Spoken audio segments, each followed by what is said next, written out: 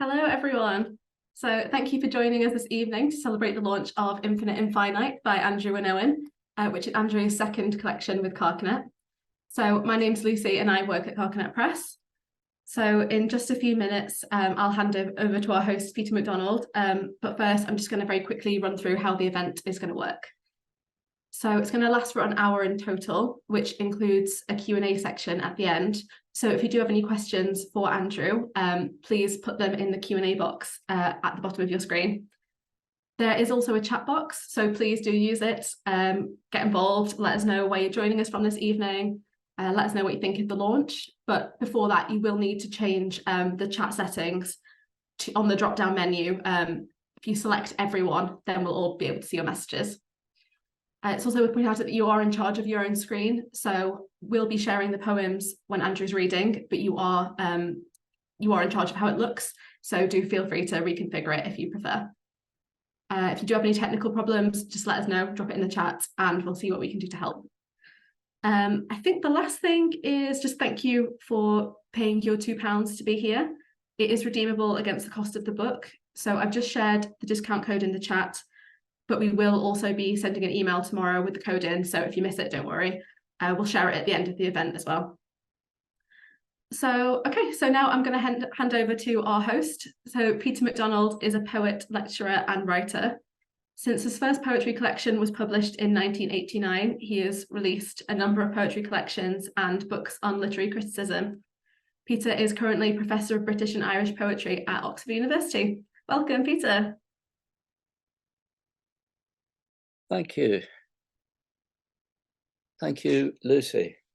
I assume I am visible as well and audible. I hope I am. It's a really great pleasure to be introducing Andrew Wynn, and indeed to be introducing his new book, his second full collection of poems.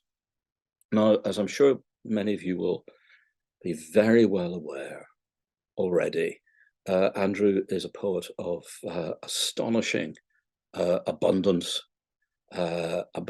of thought, style, and content. He is, as his first book, The Multiverse, showed, really a startling new appearance on the world, on the stage of poetry, in whichever country you choose to put yourself. He's not really like anyone else, which is one of the best things you can ever say, I think, about a young poet. I should be referring to Andrew as a young poet, since most people now seem young to me, frankly. But he's approached this, what would you call it, difficult second album stage of the second collection with even more ambition, I think, poetically, imaginatively, than his first, with an increased awareness of formal depth and memorability, and with even more bounce and pizzazz than before. This is unapologetically intellectual poetry, you may say. It's also, I think, unapologetically extravagant, high-spirited, and full of both gravity and fun. I'll be talking to Andrew a bit later after this reading he's going to give us. But in the meantime, it gives me just huge pleasure, really, to say welcome to the book and welcome to Andrew Wynn Owen. Hi, thank you so much for that wonderful introduction, Peter, and thank you to everyone for coming along. It's particularly nice to have Peter introducing this, apart from the fact that he's a poet I've admired for ages. 10 years ago, when I ran the Florio Society, the Poetry Society at Magdalen College in Oxford, he was a guest we had one evening to read some of his poems. And so there's a nice sort of decade-long continuity to this poetical reading setting up. I set him up for a reading then, and now he's setting me up for a reading here. So thanks so much for that, Peter. I'm going to start by diving in, reading some of the poems from this book. So we're going to start with,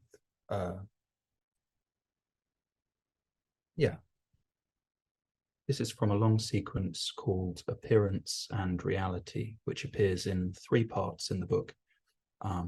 So 1, consolidation. I and until my lifespan passes.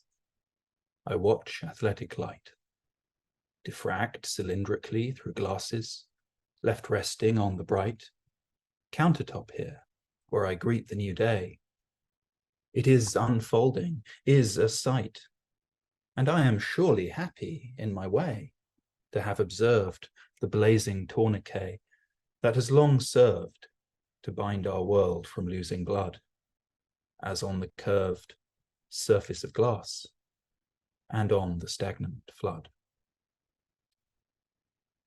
So this stanza that I use through a lot of the book also appears on the cover, thanks to Andrew Latimer, who was incredibly patient with me as I said, no, it's got to be a millimeter to the left and so on, and slightly adjusted it so that in the end, it really did center on the page and arrange itself as these ones do in the book. Okay, number 2, keeping track. Optical process, not hallucination, is how I gauge events.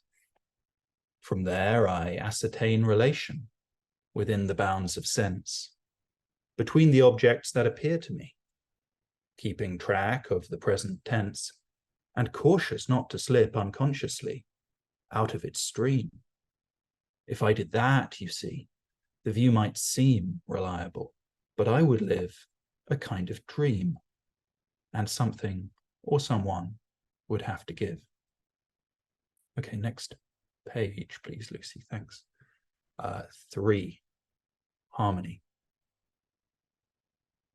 Many's the time I looked across the world and saw no answer there.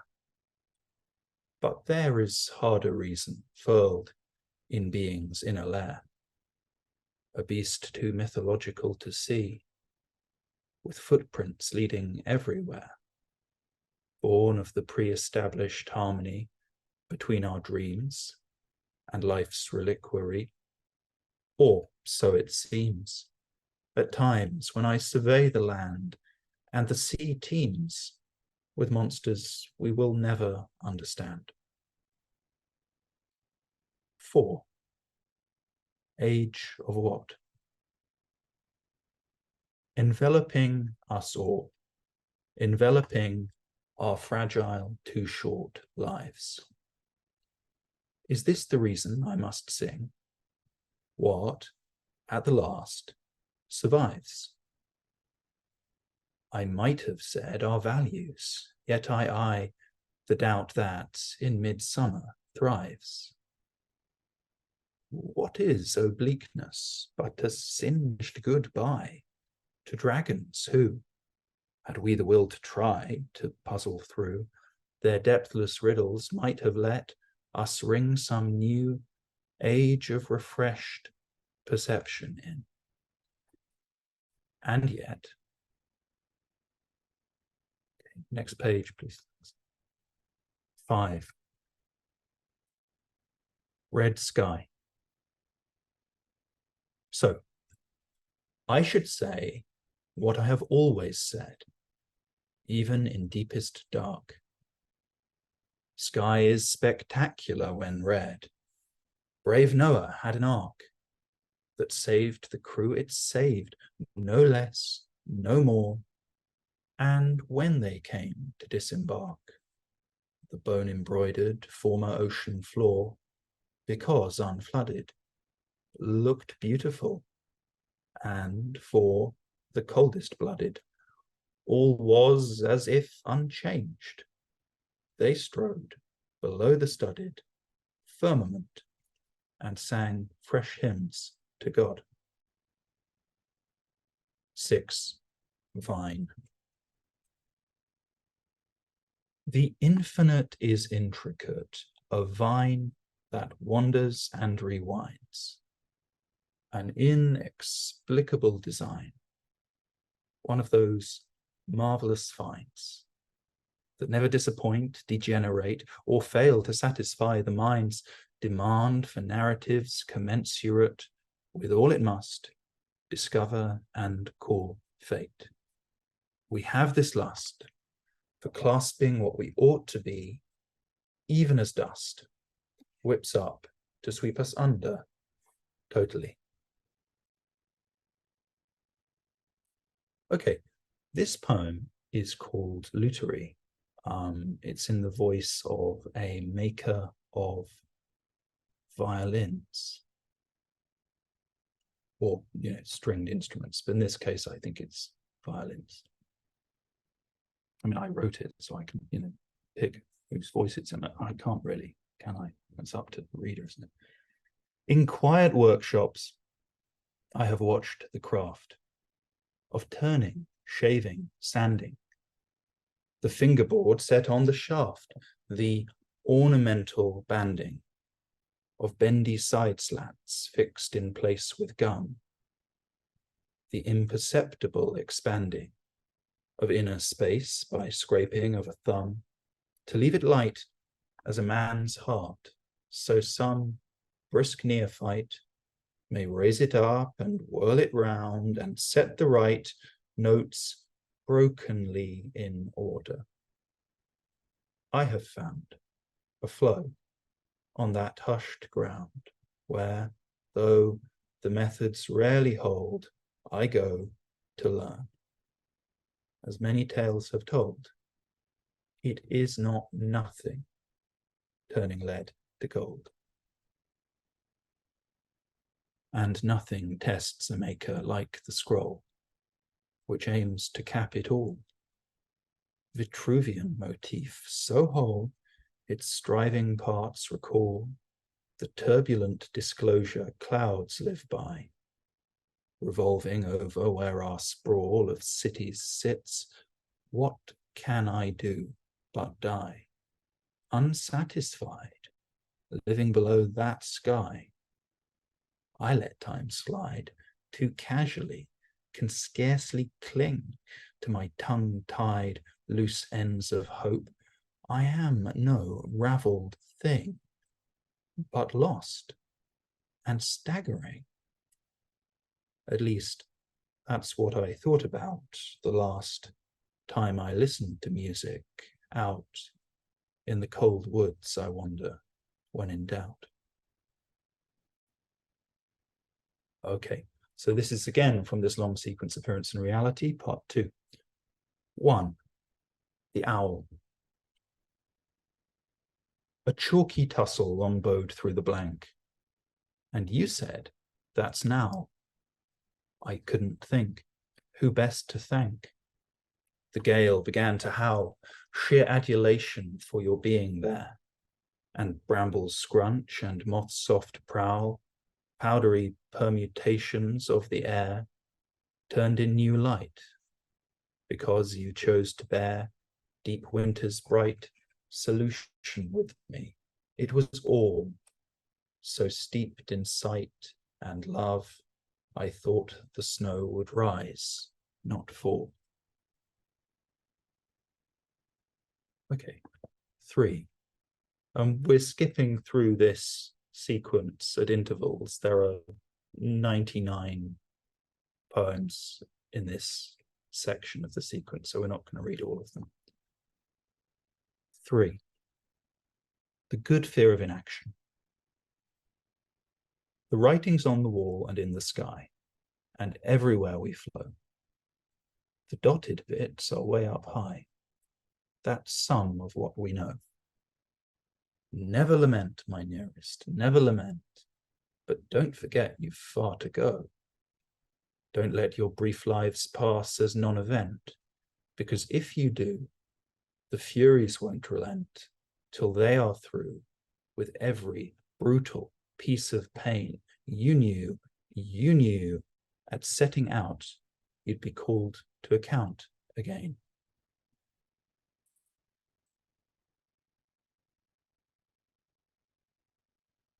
Or the face of what? Here in the world, we do not see the face. The face is turned away. It looks outside of outer space. Instead, we see the grey back of a head that sometimes turns red gold, sometimes blue russet, like the way the furthest trees look. When the year is cold, I like to go beyond the usual fold. Out there I know the strangeness gathered in all things, the vertigo of seeing solar systems shrunk to rings.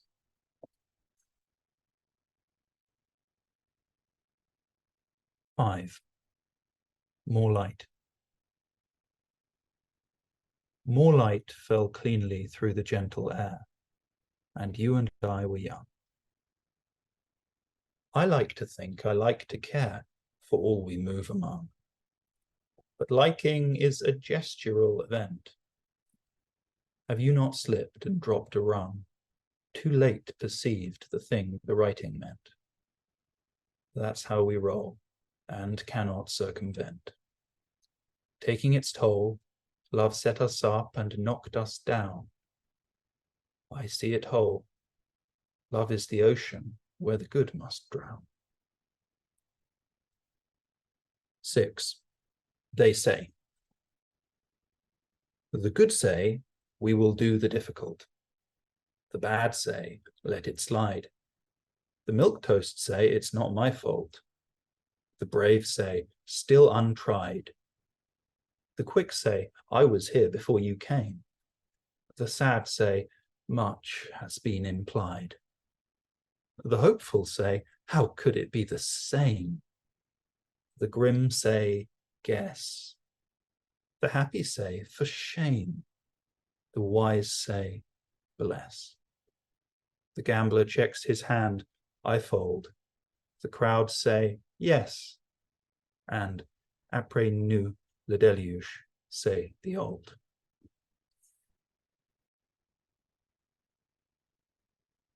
"16. What goes beyond?" So there's this phrase that apparently applies to smartphones, planned obsolescence, whereby the technology, when it's made, is anticipated to be semi-obsolete within 18 months and obsolete within a few years. And this obsolescence is a planned part of the business strategy by these companies. This phrase fascinated me because it could apply to a lot of things. Okay, 16. What goes beyond? Planned obsolescence, but not really planned. Clickbaity mystery. And we abide here, saying, and? What do we hope to see? Mañana maybe all will be okay. I find it indescribably Dichirican, since art must have its say, before too long, again.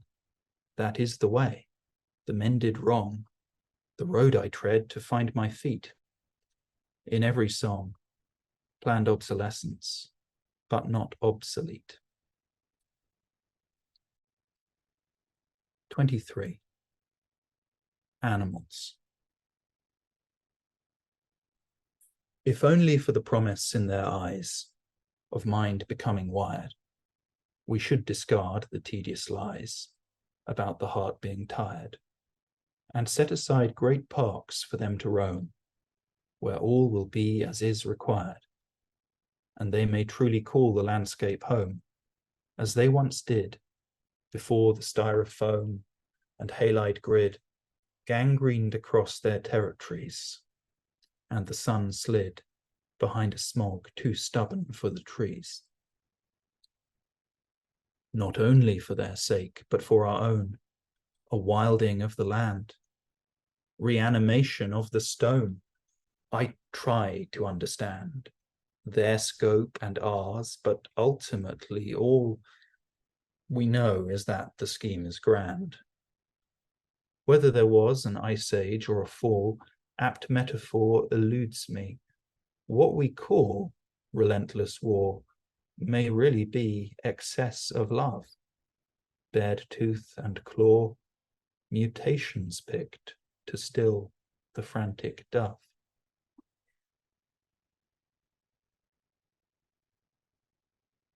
'29. Zugzwang. So Zugzwang is a situation in chess whereby your opponent is forced to make a move, despite the fact that I think making any move is disadvantageous at that point. 29. Zugzwang. Squirrel, Scoia'tael, the darting creature, a foible burst of lightning, fracturing over a water feature, unruffled by the frightening attenuation of its pivot point. Swayed to the brink, the tightrope tightening, washing line acrobat, that pond would anoint a lesser scrambler, but this one cased the joint, more than a gambler. What judging panel could find fault? Meniscus rambler, I'm zugzwanged by your zigzag, little bolt. So I actually saw a squirrel do this sort of acrobatics over a pond, and then that poem fell out in about a minute or two, which is how it happens sometimes. Other times, you have to spend a lot longer, but sometimes a squirrel comes along and really sorts things out for you. 34. The blur. I found that I had clambered a steep mountain. Up there I saw a shelter, with crenellations and a fountain.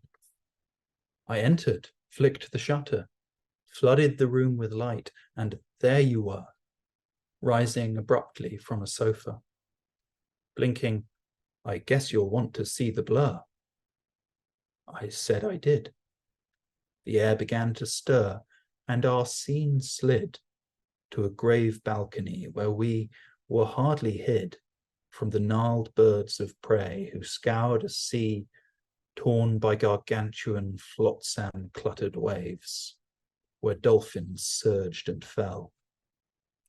I saw a cliff with many caves, and distant, parallel to our astounding height, one where a form emerged and stared across the swell, dead in my eyes. Deep calm dispersed the storm, and we were brought to midday on a warm plain, a long-sought, gentle expanse. I turned a stone, but my breath caught, and when I looked, I was again alone.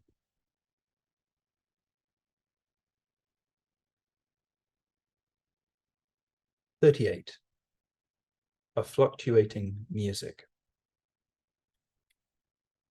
A fluctuating music comes and goes, and we must muddle through. I do not know about the rows of standing stones, or who it was that first assembled lines and angles. There is so much still left to do. It falls to us to tame the stubborn tangles, or blur away, before the coda mangles, all we would say but cannot pin. The dream pervades our everyday, bookended with obards and serenades.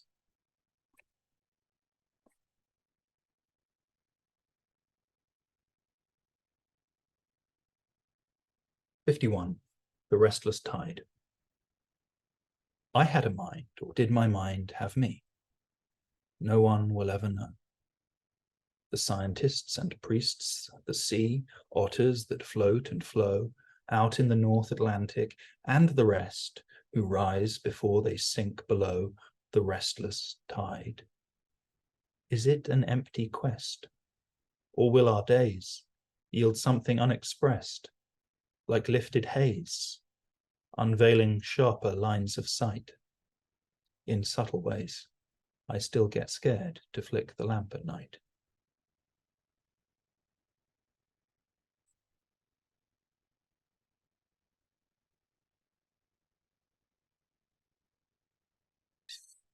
"62.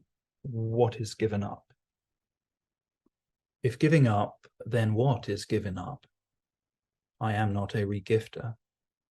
Oh, hurdy-gurdy giddy-up of life, oh, shivering drifter.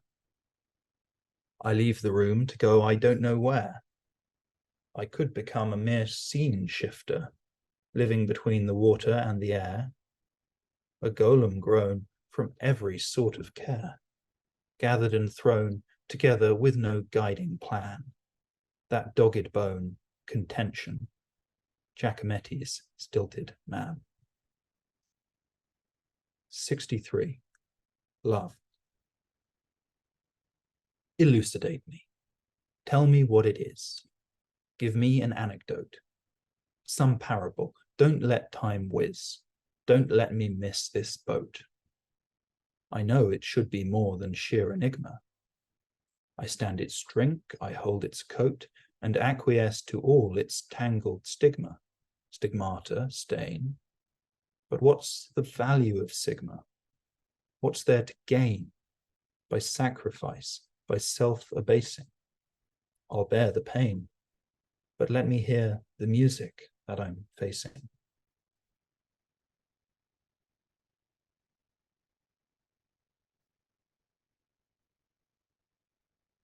"64. Searching. I pass my days in search of what to praise, and when I find it, there's an end of looking, till the ways it turns me wire my cares to stranger outlets, loopholes better suited to a lost animal seeking shares in many sharded mystery, so confuted, compounded, packed, and perilously computed that I am racked when moving in its blistering ambit, sharply sidetracked by bliss's restlessness, by bafflement's gambit." 65.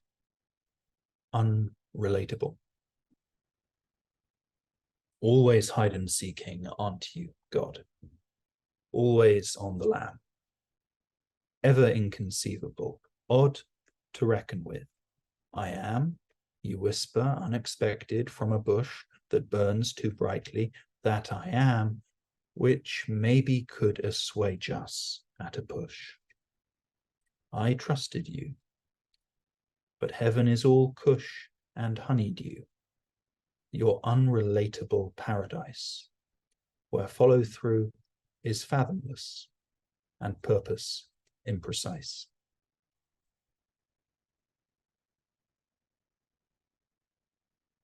Meaning. 66. Meaning.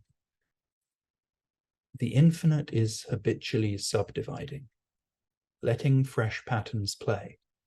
Along the rift face of its gliding, shallows where pilgrims stray, in hope of finding what seemed often missing. Meaning that greenish-grey horizon where outrageous geese go hissing, and, in the cool, showdown of sundown, kissing meteors fool across the cirrus staircased sky, and fractals pool, as if to say, this light will never die. 67. Mathematical Platonism. The number of the wandering stars is 7, the old cosmology said.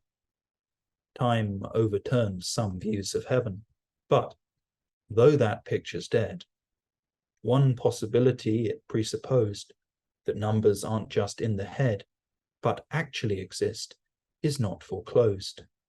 And if they do, I do not feel disposed to think it true that this world is the whole shebang.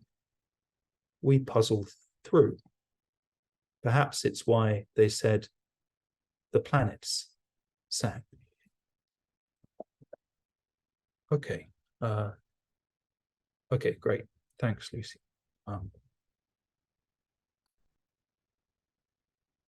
69, Meridian. As in the Tintin book, Red Rackham's Treasure, they finally realize the map works by a different measure. The scales fall from their eyes. Not Greenwich, but the Paris Meridian. Startled, we learn the lost hoard lies below the floorboards where their quest began. And so with me.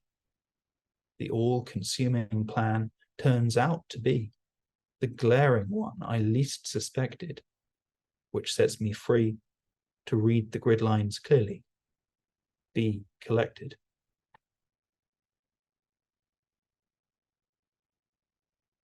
Okay, let's skip this one, please.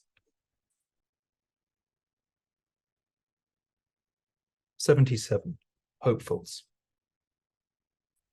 Rain-washed, lights writhing, kilters and relapses. Wind flurries, rivets, sticks. Like blankly skittering synapses, up to their usual tricks. Or spiral galaxies sambering through space. We're gawkers at the latest flicks, hopefuls suffused with something once called grace, which you might now better describe as a place where why and how throw winks across an old divide, and the sacred cow says to the sad ones, I am on your side.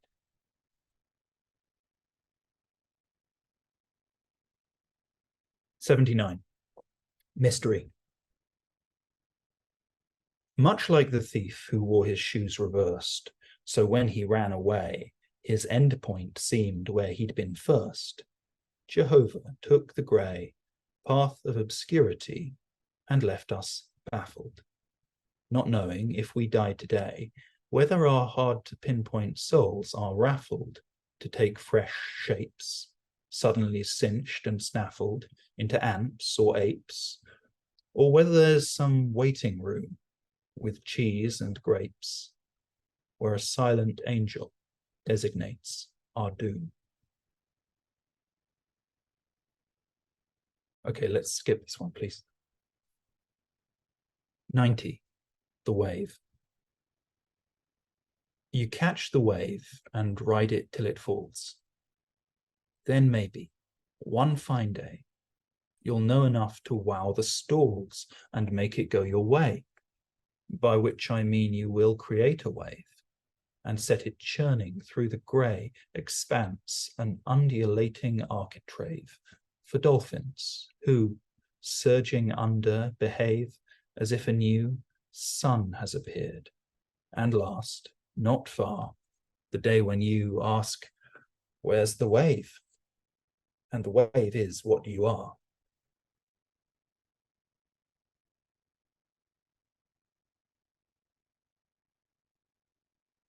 '95, Way to Go. I go my way. There is a way to go.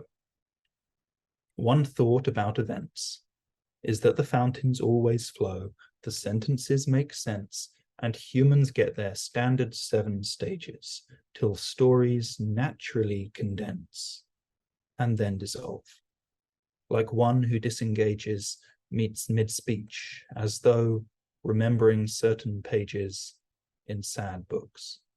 So, is it inexorable, this, the way we go from steady to a slope, to an abyss?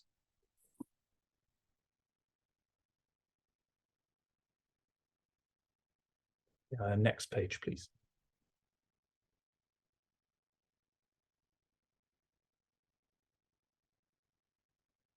'98, Tilt. Axial tilt of our elliptical orbit, tillering on through space. If I do my and you do your bit, we can exalt this place. Depth of our hopes like reeling dynamos, unspooling at a faster pace than anyone expected. As it goes, I think we are too numinous for prose, too flung afar from unlinguistic languishing to halt the car and hush the patterns that our passions bring. Okay, next page, please. Look closely. So most of the book is that sequence, but then there are lots of lyric poems that go along, short lyric poems that go with it. Look closely. When we look closely in each other's eyes, sometimes for many minutes, some frame shift happens to my sight, as if the limits of thought and light were tangled suddenly, surprise of seeing 100 different sorts of you, ciphered inside your face, the fierce, lapped circles of your mind's amorphous blue. It is bizarre. What could we lose or win? So close you catch the mind, compiling, blanking, doubling back, as if to find some hidden track within the thick woods of within, where maybe we will meet across a clearing, and there will be no fraction of confusion. And this will be our gift for persevering. Okay, cool. Understood, Lucy, about that in the chat. Next one, please.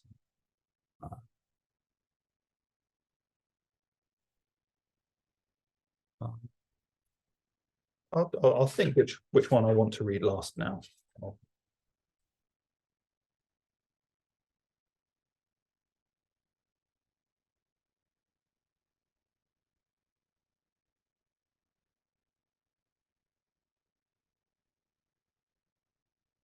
Oh, can we skip to the very end, Lucy, to Appearance and Reality 3? Yeah, great. Okay, I'll read Appearance and Reality 3, and that'll be the last one. Appearance and Reality 3. So this is the end of the book. So the Appearance and Reality bookends it and fits into the middle, forms a lot of it. 1. Since we have to go. Probably, provably, but who can say? The war inside our hearts will carry on beyond today. I have these odd false starts, but may get even with them in the end. There is a truth true love imparts, impossible to parry or to bend. Some livid fact for all to apprehend, though we have lacked clear impetus to speak it. So, to be exact, what's worth the going, since we have to go? 2. Quetzal Splash. You say to me, the world is what remains. I say, that's as may be. You say, the world is all our pains. I say, but are we free? You say, we are the mythical machine that rigs itself perpetually. I say, that is a story I have seen. And all the while, variegated green spreads like a smile around us till the baffling trees, their crocodile and Quetzal splash, disperse analyses. I think we could. Okay, 3. Interpreting the haze. End of an era, and the gates fell wide, and many were the days I spent looking out of my eyes, interpreting the haze. If bliss is ever granted to us mortals, between the chaos of the ways, I guess it would be through those starry portals that half appear, sometimes when Saturn chortles and space rocks veer significantly by. I guess it will come clear. Something will be there, lasting nonetheless. 4. This is about a famous painting by Paolo Uccello. The Hunt in the Forest, after Paolo Uccello. Away they go to meet a vanishing, a point of no return, a turbulence, a taking wing, a hill where bonfires burn, unseen by any but the circling kites. What else is there for us to learn? In red and blue we face the passionate nights, which elongate toward unlooked for lights, and so create our sense of adding up to more than force and weight, our sense of having better things in store. Okay, thank you very much for listening. Thank you, Andrew. That was a treat for us all. What we're going to do just now is you and I are going to have a brief conversation together, but then after that, I'll be channeling any questions that might be appearing in the chat. So this is the cue for those of you who are on the edge of your keyboards also to be entering questions. Once again, my own thanks to you for this book, which is an extraordinarily solid achievement and coherent achievement, I think. I'm going to ask what may sound like an extraordinarily nerdy poet's question here, but I can't resist it. And I'm going to attempt to pronounce the name of the mathematician after whom you have christened your stanza. Is it De Bruyne? You know, I've just been saying it in my head and then on paper, and I have occasionally mentioned him to mathematicians, but they haven't corrected me when I've said De Bruyne. But maybe it probably is De Bruyne. I think we'll leave that for the general wisdom to decide.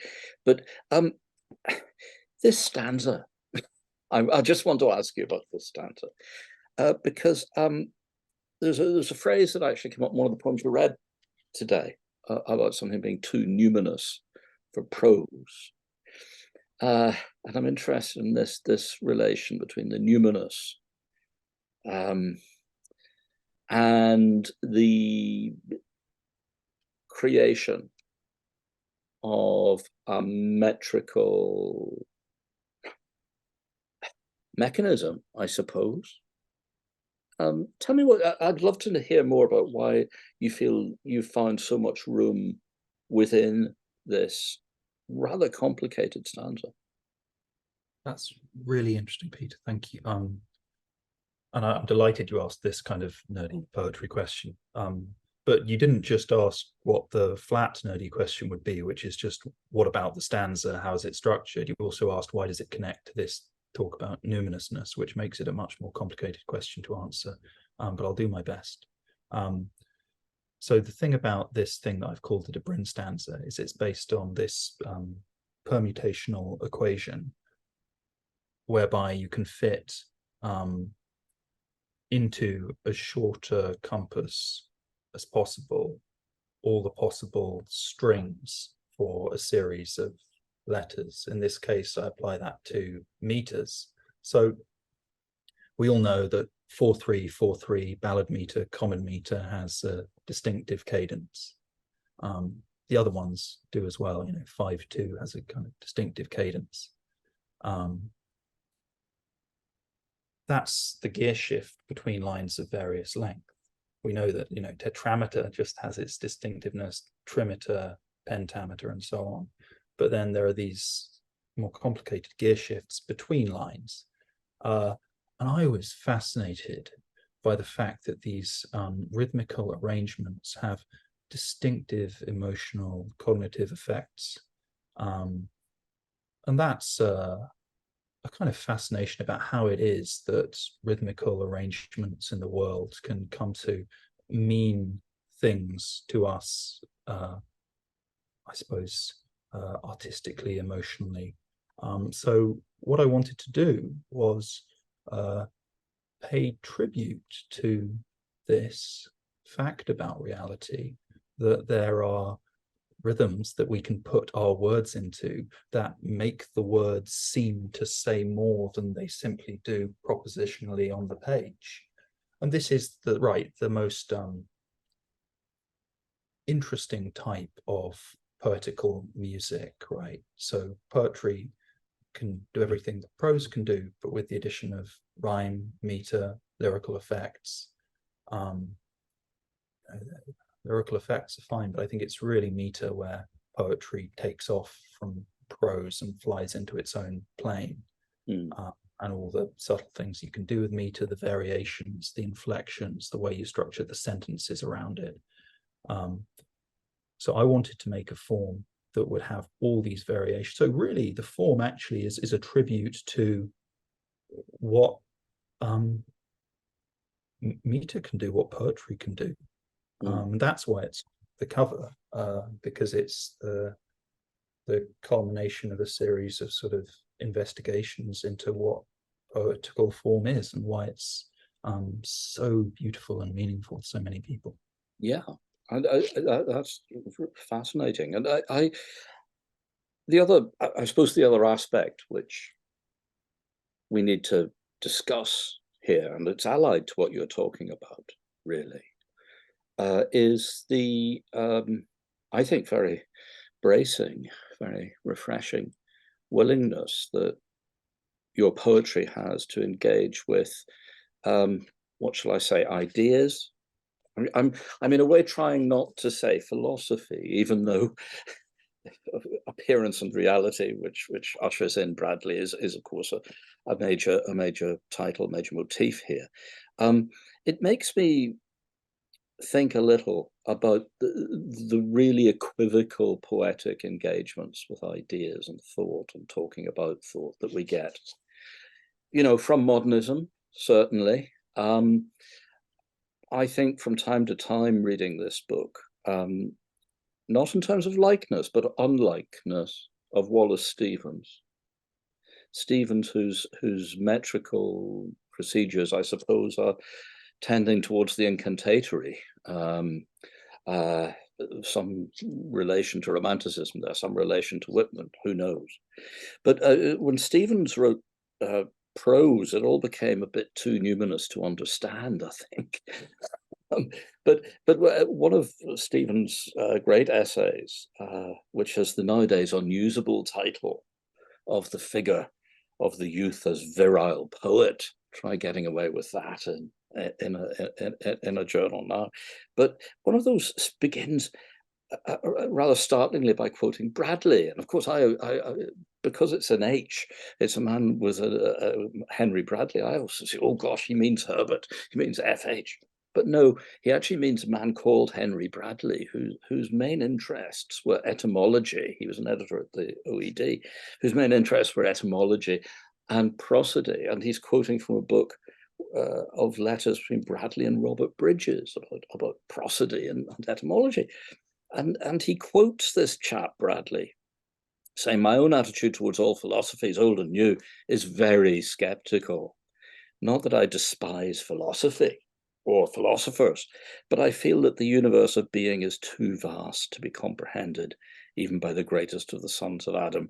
We do get, I believe, glimpses of the real problems, perhaps even of the real solutions, but when we have formulated our questions, I fear we've always substituted illusory problems for the real ones. So this chap Bradley is actually writing a Wallace Stevens poem without knowing it long ago. And it seems to me to touch on some of the things that you're up to in the poetry. And if I can, I'm just going to throw a bit more Stevens at you before, rather Stevens quoting. And this time it's Stevens quoting A.N. Whitehead, who you'll know, the British idealist. The purpose of philosophy is to rationalize mysticism. Philosophy is akin to poetry, and both of them seek to express that ultimate good sense, which we call civilization. That's all Stevens quotes. What he leaves out is the purpose of philosophy is to rationalize mysticism, not by explaining it away, but by the introduction of novel verbal characterizations. Philosophy is akin to poetry, and both of them seek to express that ultimate good sense, which we term civilization. In each case, there is a reference to form beyond direct meanings of words. There's a reference to form beyond direct meanings of words. Poetry allies itself to meter, philosophy to mathematic pattern. That's the Whitehead that he doesn't quite go on to quote. philosophy, poetry allies itself to meet a philosophy to mathematic pattern. That was a very long question. I'll shut up. That was it started delightfully and it went on, just kept going so wonderfully. So the comparison to Wallace Stevens is completely delightful for personal reasons. He was a transformative poet for me when I was about, I think, 19 years old. After my first year at university, I had spent far too much time indoors at my desk, getting very pale and sickly, working away on essays. And I had a modeling college in Oxford had given me this chance to go to Florence to study Italian. And I went out in the sunlight of Florence after sitting inside for months doing the first year exams. And I was walking around in a daze of sun-saturated endorphin rush, reciting again and again in my head, the exceeding brightness of this early sun makes me conceive how dark I have become, and re-illumines things that used to turn to gold in broadest blue, and to be a part of a turning spirit in an earlier self. And that bit of turning spirit in an earlier self, I felt that the sunlight of Florence and the beauty of the city and reading Stevens had recovered something of the first fine, careless rapture, or whatever it is Robert Browning said, of childhood in me. So that's delightful. Also, it's an interesting question, like who you can say to a poet, your work reminds me of them, and they'll go, oh yeah, great. Because that doesn't apply to everyone. I once said to my friend John Fuller, oh, you're sort of in the same boat as Derek Mann, and he doesn't react well to all comparisons, but that one he said, oh yeah, great. You're delighted by that, because that is someone who's genuinely deeply admirable. Yeah, I mean, I'm just going to interrupt for a moment because what you're saying chimes with a couple of questions that are in the chat, I think. I mean, Jonathan Timbers asked, were any of your poems influenced by Auden's sequence, Horai Canonicae, which you might want to respond to? Yeah, I absolutely love Auden, and I am deeply influenced by Auden. The two poets who've probably had greatest influence on me, it was Auden when I was a teenager. I read it all, I memorized a great deal of it and loved it. Memorize it in that way when you get transfixed by a poem and you can't stop reciting it to yourself, and eventually you just find that you accidentally have it by heart. And then later it was Yeats. There's another question I just want to pick up on at this point, and that's one that Michael has asked, Michael Schmidt.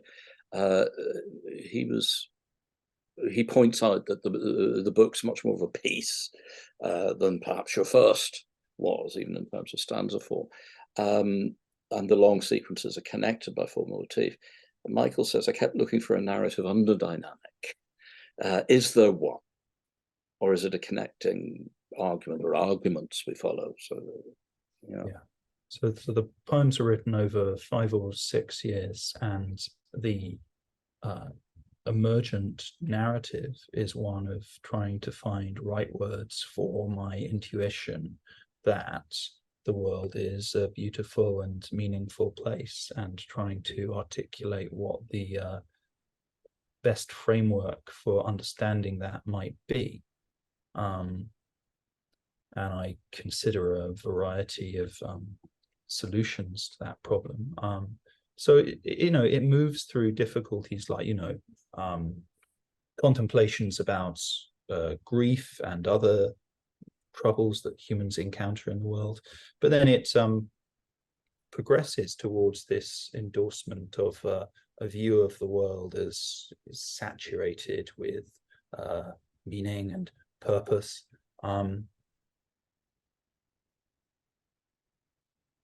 yeah, so that's the narrative really, which is, I think, in fact, I'm sure, countercultural, at least the culture that I was used to in those years when I was writing. Yeah, and just briefly, you mentioned Yeats as one of the presences. I couldn't help no, but I see Yeats on the every carpet I pick up. No, but there's a wonderful poem in the book, which is called "For a Pigeon," which in which you sit in Starbucks, or the speaker sits in Starbucks at one point. Starbucks gets in here. There's no sponsorship deal, as far as I'm aware, going on. I'm just curious to know, because I think it's such a beautiful poem. I'm curious to know whether you had Yeats in your mind, sitting in a shop in vacillation, while on the shop and street I gazed, my body of a sudden blazed, and 20 minutes more or less it seemed. So great my happiness that I was blessed and could bless. You'll probably say, I never thought of it. I hope you did. That's wonderful. It makes me think of the end of Dialogue of Self and Soul. Everything we look upon is blessed. And he likes shops, doesn't he, for inspiration? Because he sees the little ball atop the fountain in the shop window, doesn't he? Yeah. Yeah, I like that. But the blessed thing is also this is another metaphysical poem, really. This is a poet who is not ignorant of idealism, not ignorant of metaphysics. And nowadays, I mean, just to very quickly, because we're near the end, I'm just picking up on a question from Louisa. Nowadays, analytical philosophy, for example, seems to have moved a very, very long way away from those idealists who are now energizing, gosh, poetry of all things. Maybe they energized it, of course, before. Yes, there's a remarkable writer on the history of idealism called William Mander, who says that the idealists were deeply influenced by the romantic poets, Wordsworth, Coleridge, etc. I really liked that. I think there's a lot to be said about the commonalities between idealistic metaphysics, which naturally comes to emphasize the things of the mind, our values, more than the alternatives. I think there's so much to say about that.